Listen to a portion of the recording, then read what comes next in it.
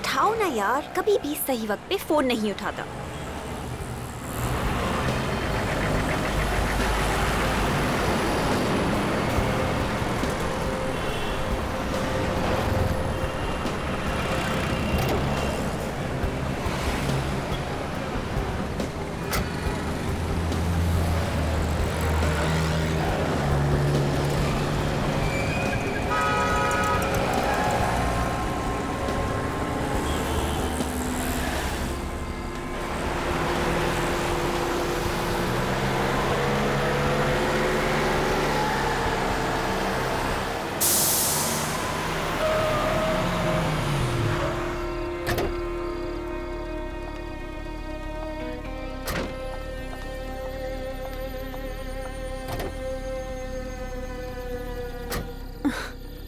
अभी पिछले महीने ही तो नए टायर्स लगवाए थे और अब ये पंक्चर।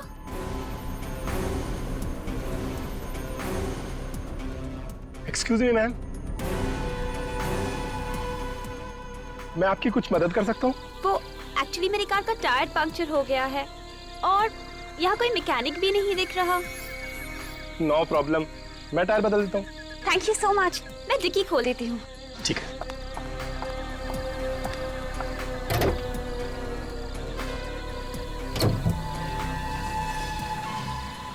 आप अंदर बैठिए, ये जगह ठीक नहीं है। ठीक नहीं है? क्यों? सुना यहाँ एक खूनी घूम रहा है। खूनी? जी हाँ, मैं स्टेफनी निकाल लेता हूँ। आप बैठिए, अंदर बैठिए।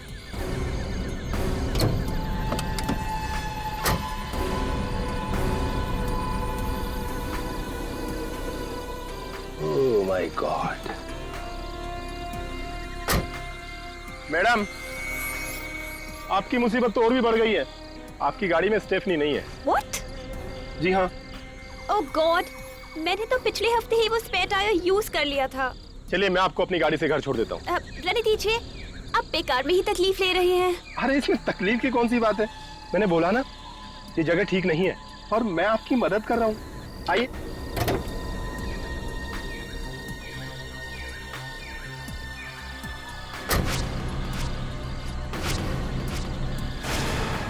लाइए।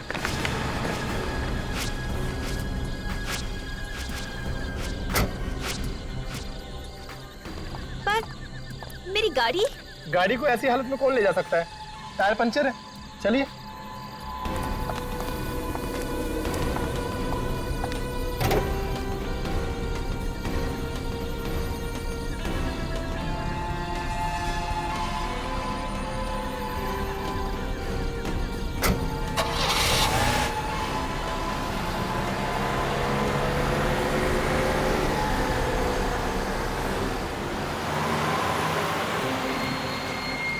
Thank you so much. अगर आज आप नहीं होती तो पता नहीं मैं कैसे मैनेज कर पाती।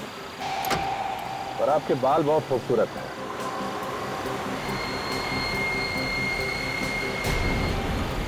Thank you. आप यहाँ से क्यों मुड़ रहे हैं? मेरा घर उस तरफ है। अच्छा, ये रास्ता तो जंगल की तरफ जाता है ना?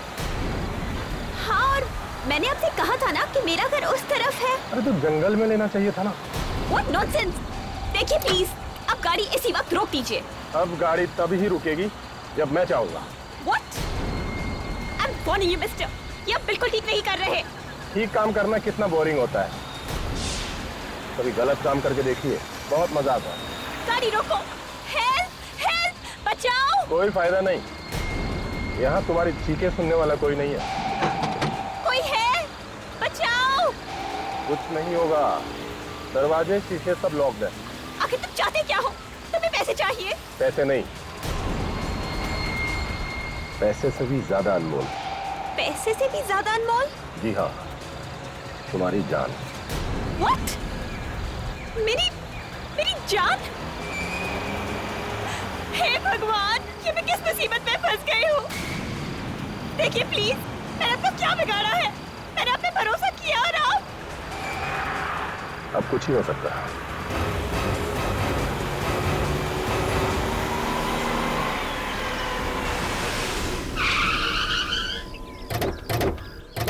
आइए साहब। तुमने फोन किया था? हाँ साहब, मैंने फोन किया था। कहाँ है लाश? वहां पर है साहब, बहुत बुरी हालत में साहब।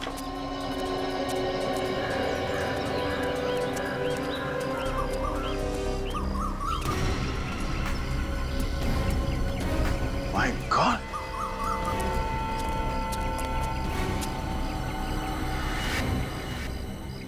बाल को सर के खाल से उखाड़ के निकाला और इसके हाथ भी बांधे हुए हैं।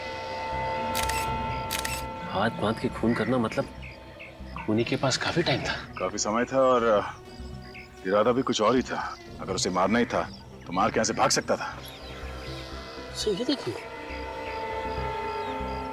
इसके हाथों पे निशान, कुछ लिखा हुआ है। कौन सी भाषा है? कोई प्राचीन भाषा लगती है।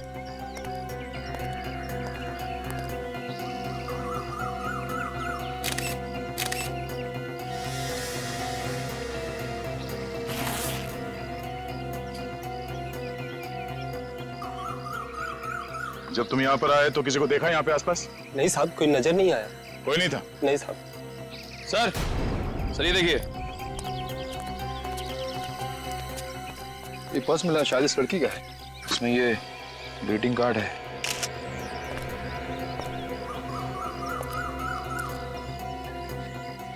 With love Gayatri.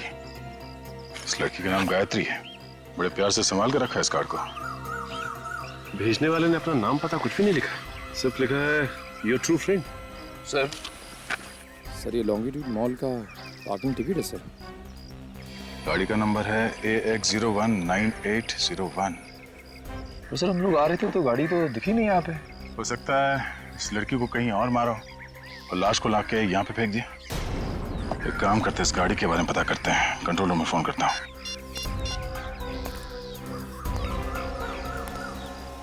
Hello control room, मैं इंस्पेक्टर दया बोल रहा हूँ CID से। हाँ, हम लोग एक कार को ढूंढ रहे हैं। कार का नंबर है AX019801। इस डेड बॉडी की हालत देखकर एक बार तो मेरे भी रोंगटे खड़े हो गए थे। साळुंखी जिस बेरहमी से मारा है बेचारी को, समझ में नहीं आता कि इसकी मौत हुई कैसे। मौत तो इस लड़की की गला घोटने की वजह से ही हुई है। जैसा आप लोगों को मालूम है, तार से इसका गला घोटा गया था, उसी की वजह से इस लड़की की मौत हुई है। और साळुंखी, ये जो सिर पर जो घाव है वो किस चीज से हुआ है? इसके सर पर हथौड़ा या कोई ऐसी भारी चीज से वार किया गया है। और साळुंखी, गायत्री की आंखें किस चीज से खुली रखी गई थी? इसकी आंखों को किसी खास किस्म के ग्लू से चिपका के रखा गया है। खास किस्म के ग्लू से? सालुंके साहब, एक बात समझ में नहीं आई कि अगर गायत्री की मौत गला घोटने से ही हो गई थी तो फिर खूनी ने चाकू से इसके शरीर पे इतने वार क्यों किए? पागल है खूनी, एकदम वैशी। देखो, पहले उसने इस बेचारी को सिडेट किया ताकि ये जरा सी भी स्ट्रगल न कर सके। उसके बाद उसने इसकी आंखों को एक खास किस्म के ग्लू से चिपका के रखा ताकि जो कुछ भी इसके साथ हो रहा है वो इसे देखना पड़े। और फिर उस वैशी ने इसकी खाल समेत बालों से खींच लिया इसको, इसके पूरे शरीर को चाकू से बुरी तरह से छलनी कर दिया। लेकिन फिर भी वो रुका नहीं, वो वैशी यहां रुका नहीं। उसने तार से इस बेचारी का गला घोटा और उसे मार डाला। बहुत सैडिस्ट आदमी है। सैडिस्ट? हाँ, सैडिस्ट। ऐसा आदमी जिसे दूसरों को तकलीफ में देखकर खुशी मिलती है, किसका सुकून मिलता है। ये सब सुन के तो मेरा दिल ही दहल गया है। कितनी बेरहमी से मारा होगा इसे, कितनी तड़पी होगी बेचारी। और साळुंखी, इसकी लाश के पास से जो जूते का निशान मिला है उससे कुछ पता चला? सर इससे सिर्फ इतना पता चला है कि निशान 9 नंबर के जूते का है। 9 नंबर का जूता? मतलब खूनी 9 नंबर का जूता पहनता है।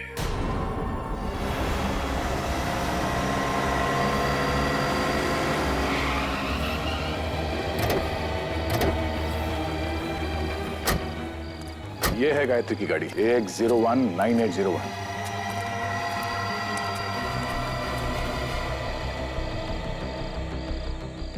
ये क्या, टायर पंचर है?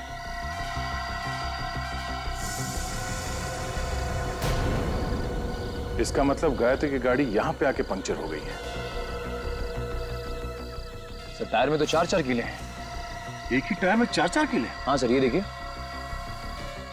ओह माय गॉड, इसका मतलब है किसी ने जानबूझकर टायर को पंचर किया है। जरा गाड़ी चेक करो अंदर से।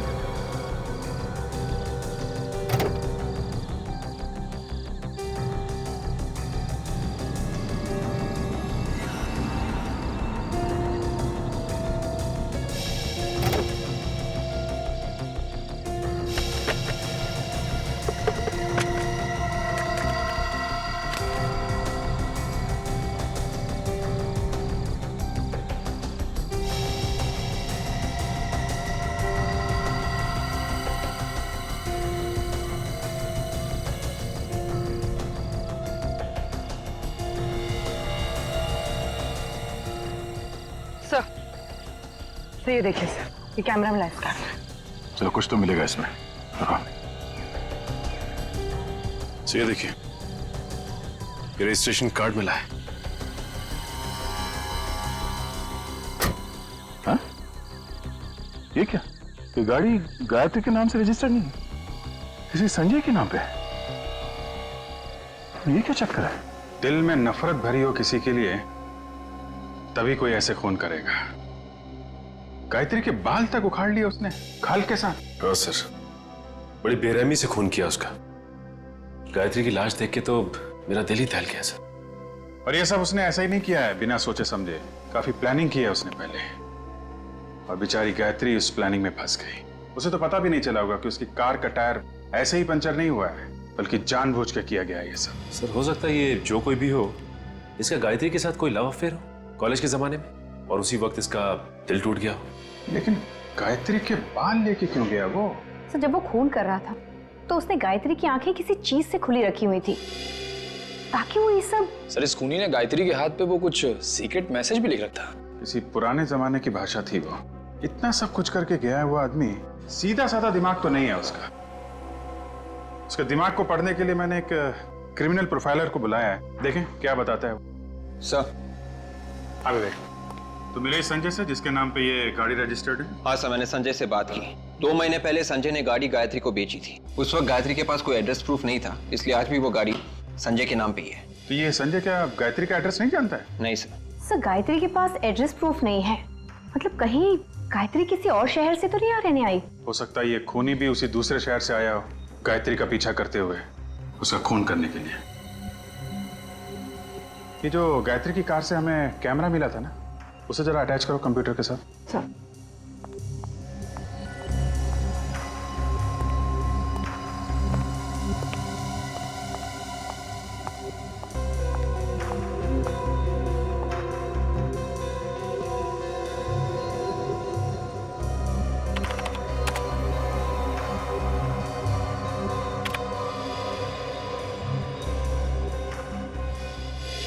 इन सभी फोटोज में डेट तो कल की है। सर गायत्री काफी फोटोजेनिक थी। फोटोज देख के लगता है कि उसे अपनी फोटोज खिंचवाने का काफी शौक था। हर फोटो में कपड़े अलग अलग पहने हुए हैं और हेयर स्टाइल भी अलग है। फोटोज देख के तो लगता है कि ये कोई मॉडल या एक्ट्रेस थी। एक मिनट, ये जो मॉल है ये तो आईसीजी रोड पे है ना? Yes sir. सर कहीं इस आईसीजी रोड और गायत्री के बीच में कोई संबंध तो नहीं? हो सकता है। अब ये तो हमें आईसीजी रोड से ही पता चलेगा।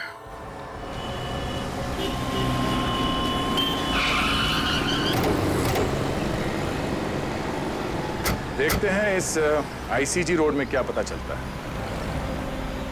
सुनो भाई साहब, आपसे कुछ पूछना है।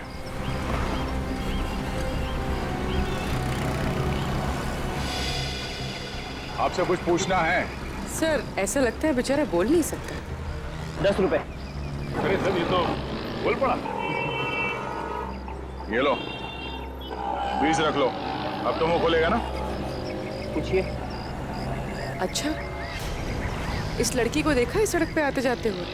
ये तो सामने वाले पार्क में आती है शाम को जॉगिंग करने के लिए। अरे वाह, क्या बात है। अब ये भी बता दो, ये लड़की जॉगिंग करने के लिए कितने बजे आती है? यही कोई तकरीबन शाम को 5:30 बजे। 5:30 बजे? आसपास रहती है क्या? शायद। वैसे भी दूर से कौन आएगा जॉगिंग करने के लिए यहाँ पर। हाँ, मगर रहती कहाँ है? शायद उस सामने वाली बिल्डिंग में। वो वाली बिल्डिंग? हाँ। ये लो 10 और रख लो। वैसे मैं समझ गया था कि आप लोग पुलिस वाले ही हैं। ठीक पहचाना तुमने, सीआईडी।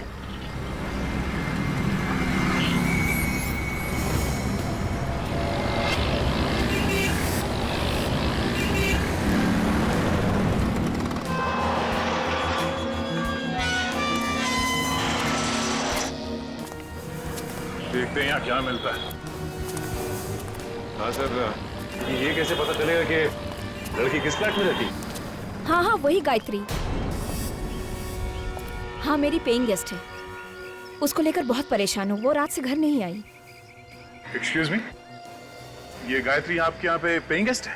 हाँ गायत्री मेरी पेइंग गेस्ट है, मगर आप लोग कौन? मैं इंस्पेक्टर दया। आप इस गायत्री की बात करिए।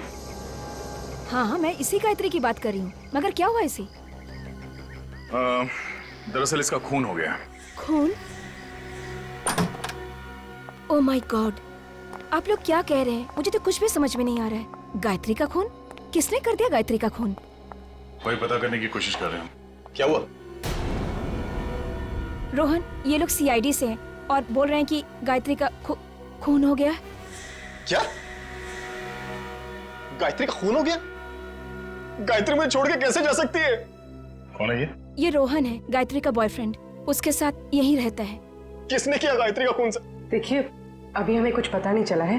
वैसे आपको किसी पे शक है? नहीं। अच्छा, आप ये बता सकते हैं कि गायत्री को आप कब से जानते हैं? पिछले 1 साल से सर। हम दोनों फिल्म के ऑडिशन पर गए थे, वहीं हमारी मुलाकात हुई। गायत्री भी आपकी तरह एक्टर बनना चाहती थी? जी। कि गायत्री कल रात से गायब है, तो तुमने पता करने की कोशिश नहीं की कि वो कहाँ है, कैसी है? मैं आज सुबह ही पूना से वापस आया हूँ। मेरी शूटिंग चल रही थी वहां पर। गायत्री को फोन मिला ही रहा था कि इतने में आप लोग आ गए। गायत्री की कार में हमें एक कैमरा मिला है, इसमें गायत्री की कुछ फोटोग्राफ्स हैं। क्या ये उसकी पोर्टफोलियो है? जरा देखो। पोर्टफोलियो?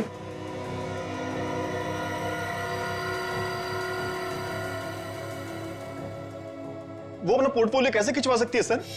पोर्टफोलियो क्यों नहीं खिंचवा सकती? उसके पास इतना पैसा ही नहीं था सर। इतने पैसे नहीं थे मतलब? हम दोनों इधर उधर से पैसा इकट्ठा करने की कोशिश कर रहे थे, लेकिन किसी ने पैसा उधार दिया ही नहीं हमें। तो ये पोर्टफोलियो किसने खींची होगी? इसके पीछे जरूर उस आदमी का हाथ होगा सर। कौन है ये? Fashion photographer Nitin. नितिन? वो कई दिनों से गायत्री के ऊपर नजर गड़ाया हुआ था सर। अब ये क्या चक्कर है, कुछ समझ में नहीं आया हमें। सर, मैंने उसे कितनी बार कहा कि गायत्री मेरी गर्लफ्रेंड है, लेकिन उसके बावजूद भी वो उसके पीछे पड़ा हुआ था। तुम्हारे हिसाब से नितिन ने गायत्री को बहकाया और उसने ये पोर्टफोलियो खींची? और नहीं तो क्या सर, एक पोर्टफोलियो बनाने के लिए कम से कम 40-50 हजार रुपए की जरूरत होती है। तो गायत्री कहां से देती इतना पैसा? इस नितिन का कोई स्टूडियो वगैरह तो होगा ना? जी सर, खार में है। Yes sir. क्या पता चला आपको उस खूनी के बारे में? और सब कुछ जानने के बाद ऐसा लगता है कि खूनी की गायत्री के साथ कोई आपसी दुश्मनी नहीं थी। क्या? ये आप कैसे कह सकते हैं? जिस बेरहमी के साथ गायत्री को मारा गया है, उससे तो लगता है कि ये किसी साइकोपैथ का काम है। साइकोपैथ? जी हाँ, एक ऐसा जानवर जो इंसान की शक्ल में खुलेआम समाज में घूम रहा है। इस तरह के किलर अक्सर इंट्रोवर्ट कहलाते हैं।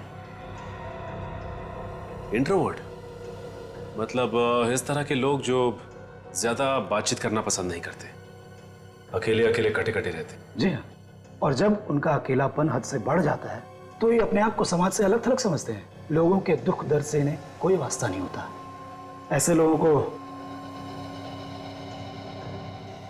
सोशियोपैथ कहते हैं। ओह, आई सी। लेकिन एक बात समझ में नहीं आ रही, ये सोशियोपैथ ये गायत्री के बाल स्किन के साथ क्यों लेके गया होगा? हो सकता है वो बालों को मेडल की तरह संभाल कर रखना चाहता हो। उसे इस बात का गर्व हो कि उसने समाज के किसी एक व्यक्ति को मार दिया। मतलब ये खून इस खूनी के लिए एक लड़ाई है, एक जंग, वो भी समाज के खिलाफ। ऐसा ही कुछ समझ लीजिए। पर उसे समाज से इतनी नफरत क्यों है? ज्यादातर बीमार खूनी ऐसा समझते हैं कि समाज ने उन्हें ठुकराया है, उनके साथ अत्याचार किया है, फिर उनका गुस्सा इस तरह से समाज के खिलाफ निकलता है। मतलब समाज के खिलाफ जब जब इस खूनी का गुस्सा बाहर आएगा वो इस शक्ल में आएगा, और खून और लाशें। बिल्कुल, आप इसे कोई मामूली खूनी मत समझिए, ये एक बहुत ही खतरनाक इंसान है।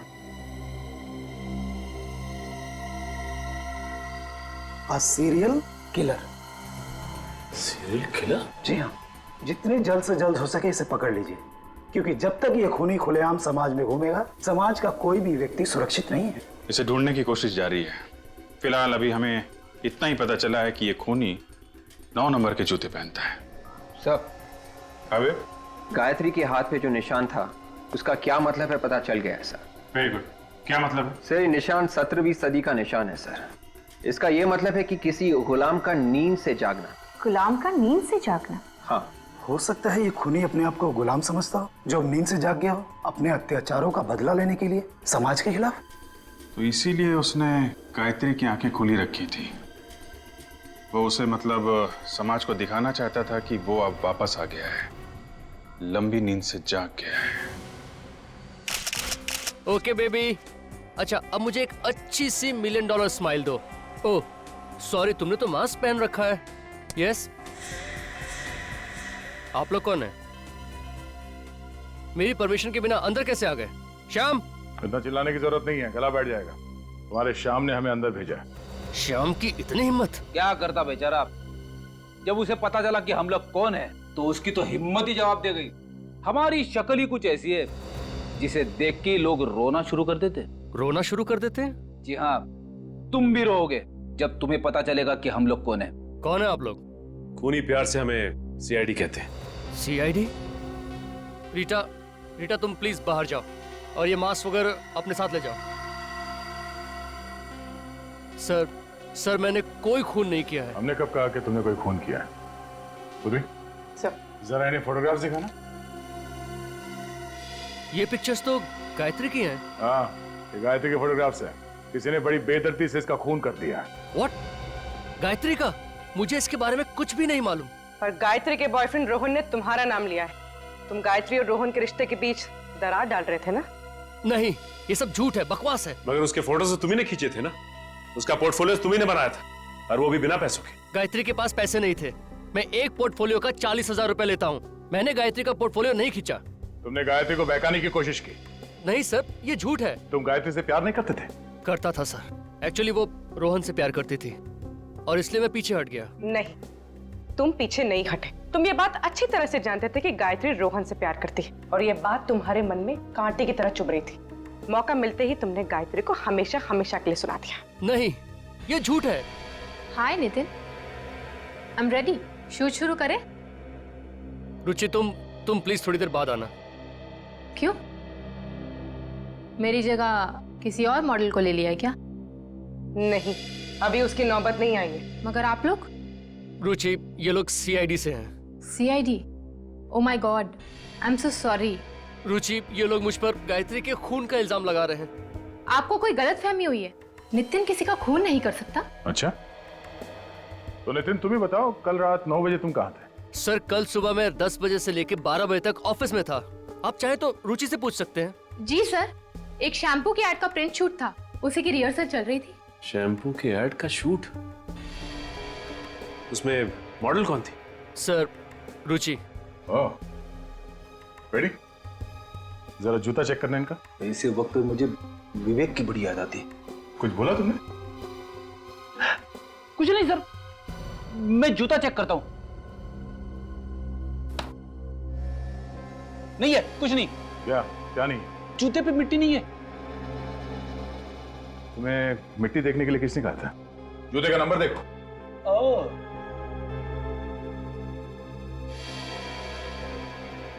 जूते का नंबर 8। 8? पूर्वी, जरा वो फोटोग्राफ दिखाना। आप जरा एक फोटोग्राफ देख के बता सकते हैं कि ये फोटो किसने खींची? ऐसे बता पाना तो बहुत मुश्किल है, बट ऐसी बैकग्राउंड मैंने कहीं देखी है। ऐसी बैकग्राउंड मैंने रूपा के पिक्चर्स में देखी है। रूपा? तुम्हारे पास उस रूपा का नंबर है? हाँ है। It's 161-242-682। हेलो। हेलो। हाँ, क्या मैं रूपा से बात कर सकती हूँ? कौन बोल रहा है? जी मैं उसकी सहेली बोल रही हूँ। रूपा कल रात से घर नहीं आई है। What? ओके। क्या? सर, रूपा के पिताजी ने फोन उठाया था, कह रहे हैं कि वो कल रात से घर नहीं आई। कल रात से रूपा घर नहीं लौटी? हेलो। हाँ, कहाँ पे? ठीक है, हम लोग पहुंचते हैं। सर। हाँ? एक और खून हो गया है, एक लड़की का खून, और उसी एरिया में जहां पे गायत्री का खून हुआ था। जरा इस रूपा का फोटोग्राफ देना। हो क्या रहा है? एक और खून, वो भी उसी जगह पे।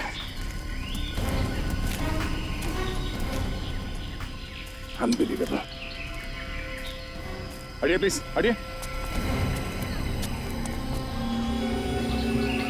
सर, या तो ये खूनी बहुत ही होशियार है या फिर बहुत बड़ा बेवकूफ। ये तो रूपा है। ओह नो, न जाने इसके पिता पे क्या गुजरेगी। इस बात का डर था, वही हुआ। सीरियल किलर ने एक और खून कर दिया। एक बात समझ में नहीं आ रही कि ये खूनी फीमेल मॉडल्स को ही अपना निशाना क्यों बना रहा है? सब मॉडल्स को किसी तरह से बताना होगा कि सावधान रहे, तो एक और खून होने से रोक सकते हैं। नहीं तो न जाने और कितनी मॉडल्स को अपनी जान देनी पड़ेगी। क्या सालुंके? हाँ, हमें कोई एक सुराग चाहिए जो हमें खूनी तक यूं पहुंचा दे। है ना, सुराग है ना? तो दिखा। नहीं, दिखा नहीं सकता, सूंघा सकता हूँ। सालुंके देख, मजाक करने का वक्त नहीं है ये। इतना मजाक नहीं है यार। तारिका जरा देना। सब ये लो, ये सूंघो, ये जरा स्टिक सूंघ के देखो।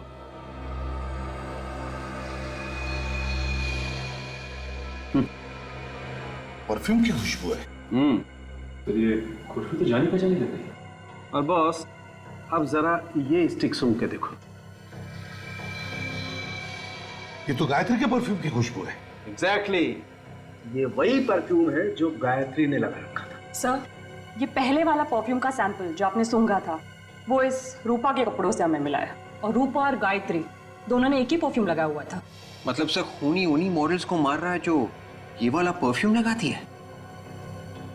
नहीं विवेक, मुझे लगता है ये परफ्यूम उस खूनी का है, इन दो लड़कियों का नहीं। और वो ये परफ्यूम सिग्नेचर के तौर पर खून करने के बाद लाशों पर लगाता है। और अगर मेरा शक सही है तो गायत्री और रूपा का खूनी एक ही है, एक ही। काजल, ये केस देखो। सीरियल किलर खून करने के बाद लोगों की नाक काट देता है। पता नहीं इन खूनियों के दिमाग इतने टेढ़े क्यों होते हैं।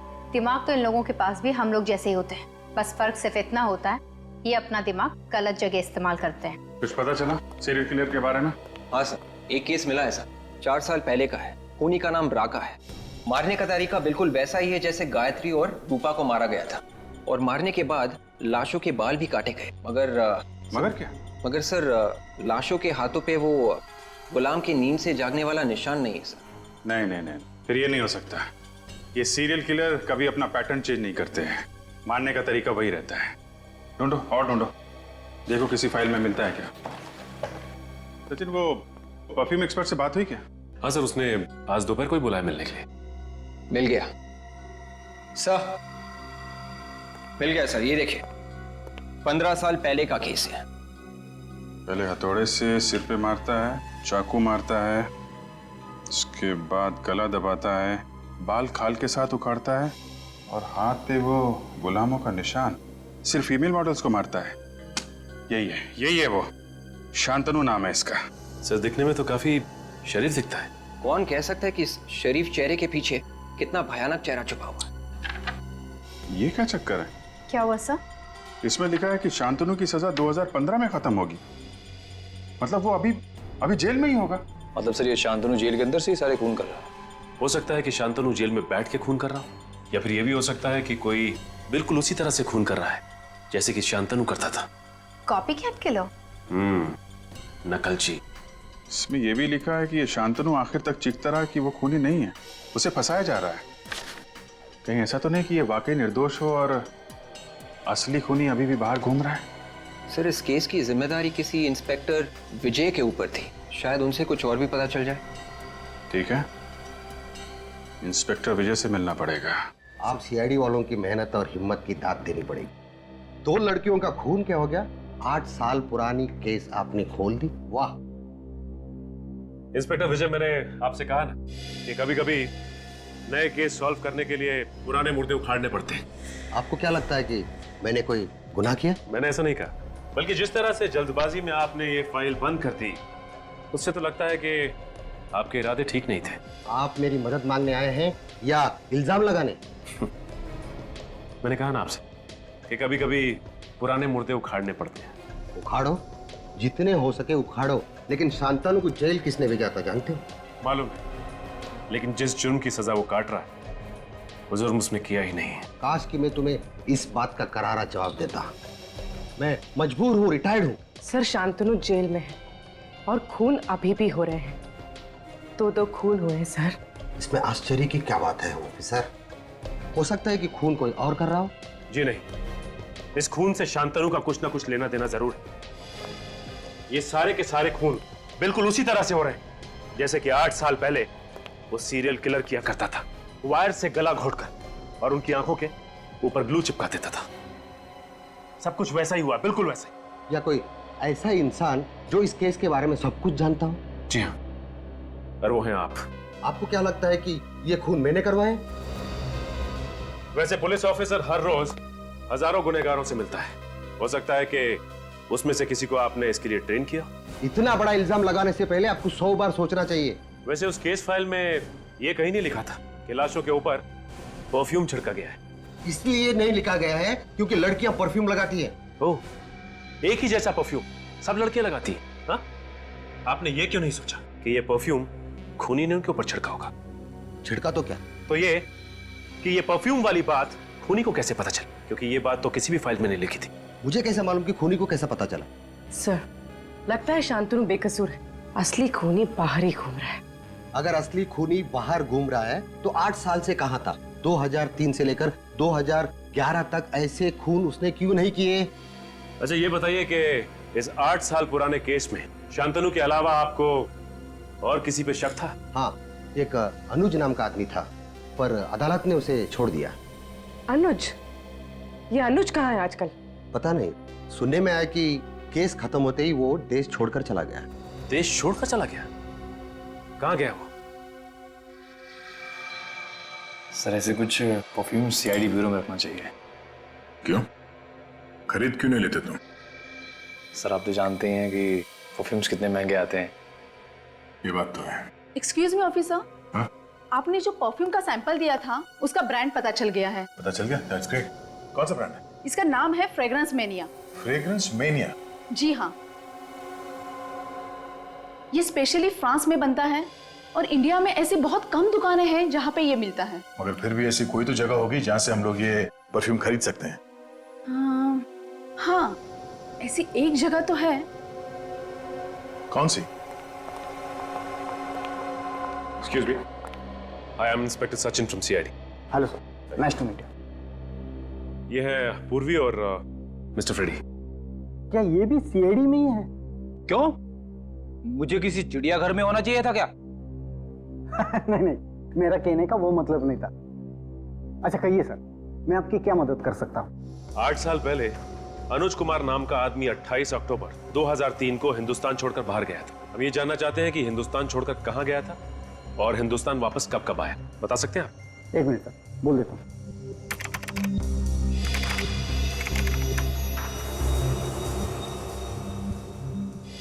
देखिए सर, पिछले 8 सालों में मिस्टर अनुज इंडिया में सिर्फ एक बार वापस आए।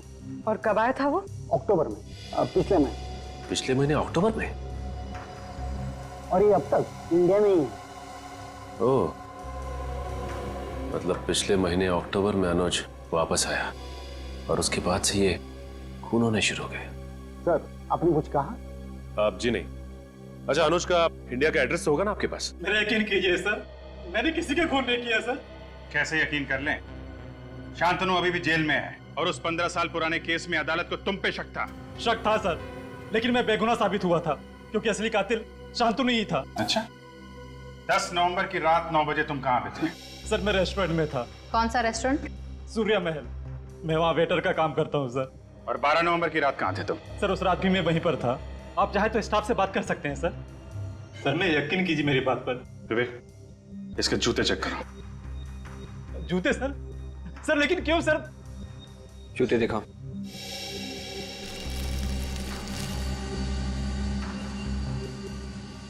सर मैं निर्दोष हूं सर, मैंने कुछ नहीं किया सर। ये वाला।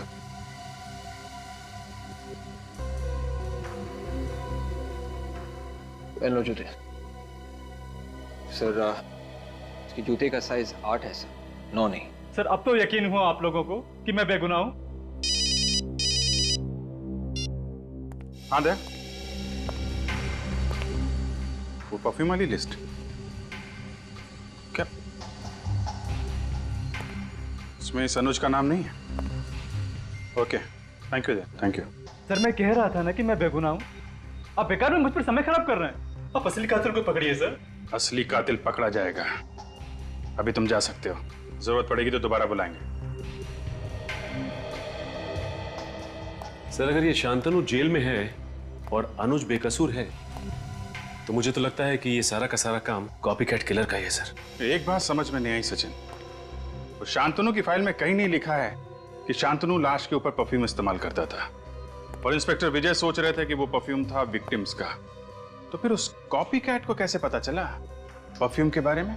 शांतनु ने बताया होगा सर। मुझे तो शुरू से इस पे शक है। मुझे लगता है कि इसके यार दोस्त या फिर रिश्तेदार उससे मिलने के लिए जाते होंगे जेल में। शांतनु के साथ रहने वाला कोई दूसरा कैदी भी हो सकता है।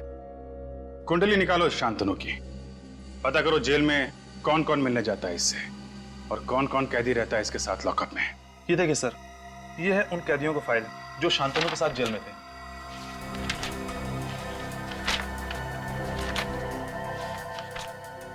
सत्रह कैदी है, और ये कैदी किसी के साथ ज्यादा घुलते मिलते नहीं है। काफी वक्त लगता है इन्हें किसी के साथ दोस्ती करने में। हमें ये पता करना चाहिए कि इनमें से कौन कौन है जिन्होंने शांतनु के साथ सबसे ज्यादा वक्त बिताया। ज्यादातर तो 1-2 हफ्ते या 1 महीने जेल में रहे हैं।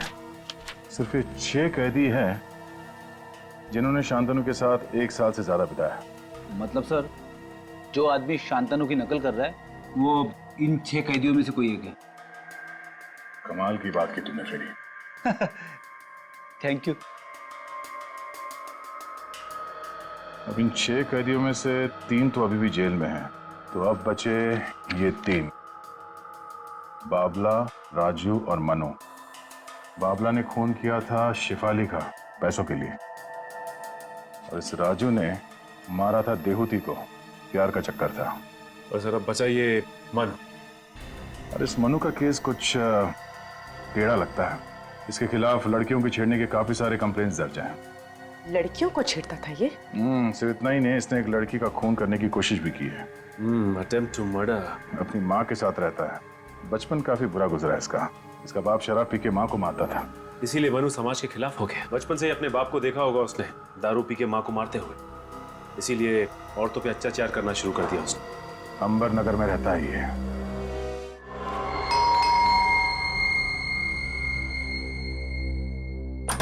कौन है आप लोग?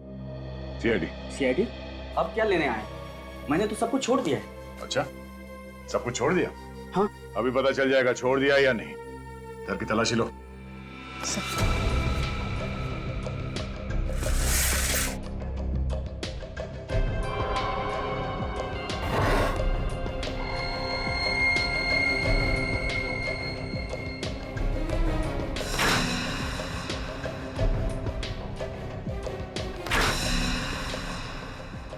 तो ये देखिए बैग।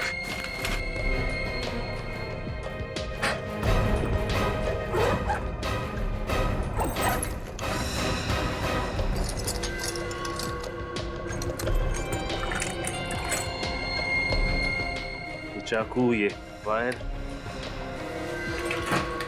तुमने सब छोड़ दिया था ना? क्या है सब? तुम किसी हॉस्पिटल में काम करते हो या कसाई खाने में? नहीं साहब, अब ये हथियार मेरे किसी काम के नहीं है। मैंने तो गलत धंधे छोड़ दिए। अब मैं नेक इंसान की जिंदगी जी रहा हूँ। ओह, तो लड़कियों का खून करना बहुत नेक काम है तुम्हारे लिए? नहीं, मैंने किसी लड़की का खून नहीं किया है। तो फिर 10 और 12 नवंबर की रात को कहाँ थे तुम? मैं तो हॉस्पिटल में था। अरे हाँ, ये तो हॉस्पिटल में था।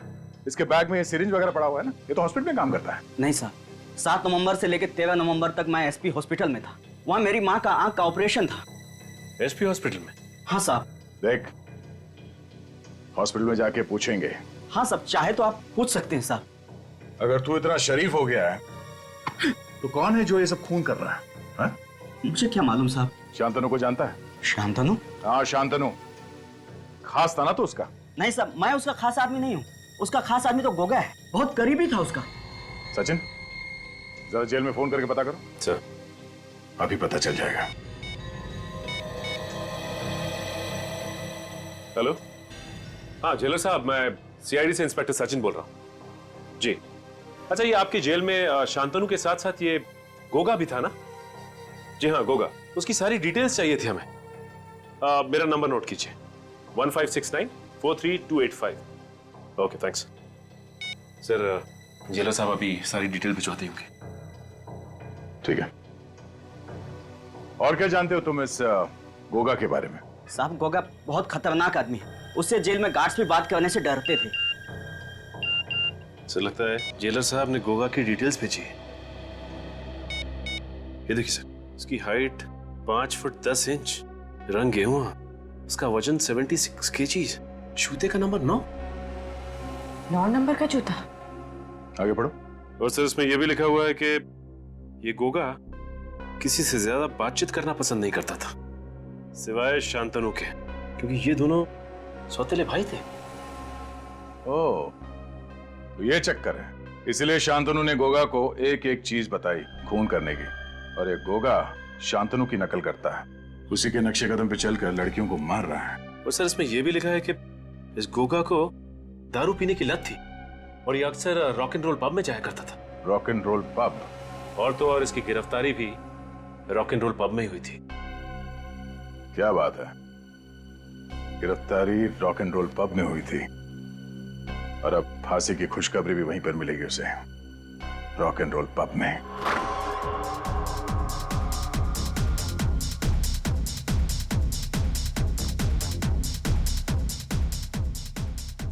सचिन, जरा वो फोटो दिखाओ जो जेलर ने भेजा। सर ये रही।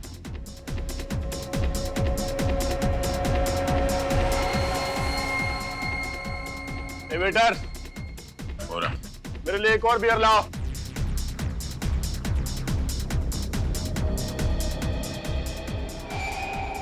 लाओ। जिन्हें बियर पीनी है पी ले, जेल में तो बियर मिलती नहीं है। तू कौन है बे? सीआईडी। सीआईडी?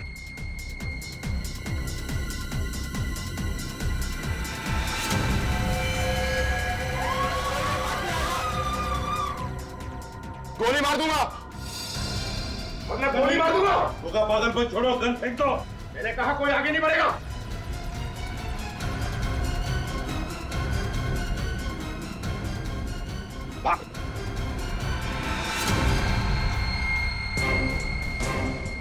यहां से भागना मना है। क्यों? दो खून करके यहाँ रॉक एंड रोल पब में आकर बियर पी रहे हो? तेरे पापों का घड़ा भर गया होगा, भर गया तेरे पापों का घड़ा। याद देखा तूने? हाँ? जब ये किसी पे पड़ता है ना तो अच्छे अच्छों के नशे उतर जाते हैं।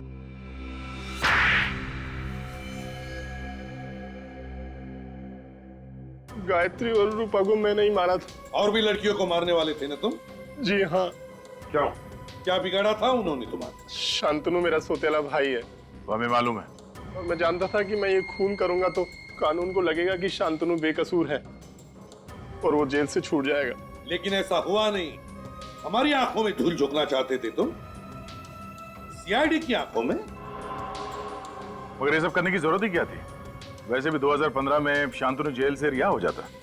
देखिए, शांतनु चाहता था कि वो बेगुनाह साबित हो जाए ताकि उसे गिरफ्तार करने वाले इंस्पेक्टर विजय पर केस चले कि उसने एक निर्दोष को सजा दिलवाई।